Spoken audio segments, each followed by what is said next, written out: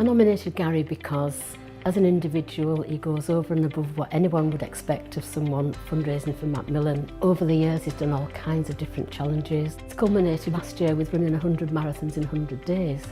Over the years Gary has raised a massive amount for Macmillan. A lot of it has stayed in the local area.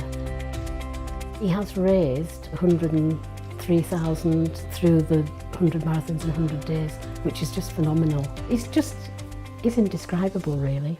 I started as a volunteer for Macmillan when my dad was diagnosed with cancer, and I wanted to do something in his memory, so I thought back till the day that we were told, and I became a fundraiser for Macmillan. I climbed Kilimanjaro, I've trekked through New Zealand, jumped out of aeroplanes, I've run the 3 peaks, ran from Land's End to John O'Groat, so I've ran coast to coast in 24 hours. I decided to run 100 marathons in 100 days because my dad would have been 80 years old last year, and it was 20 years since his diagnosis. So 80 and 20, simple maths. You know it's going to be big and it's going to last a long time, but it just sort of fits in and fits around us sort of thing, and you just, because it went on for so long, it was just a routine. You can see him twitching in the night because his legs were aching, and it'd be horrible outside, and I'd be thinking, oh, he's going out running, it's horrible outside. But he didn't even mention the weather. You know, he'd just get up and just get on with it. On Easter Sunday last year, it was an early start. I'm going to cry here. The house was filling up. I went outside and there was about 130 people I'd come to run with him.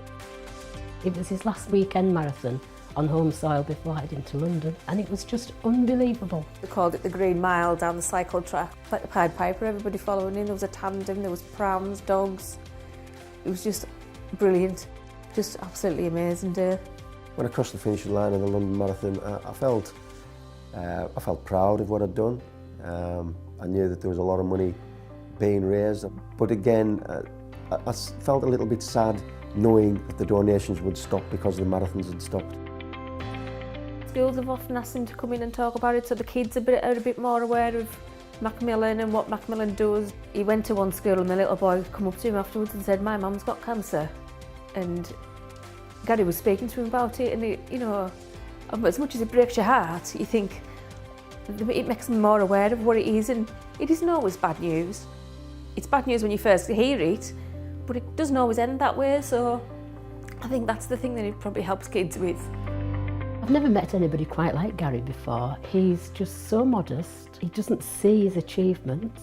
I think you're amazing, inspirational, a game changer, and I'd just like to say a massive thank you. I'll always be a fundraiser for Macmillan because people are being diagnosed with cancer each and every day. I'll never forget the feeling that when my dad was diagnosed, how we all felt as a family, so that drives me forward.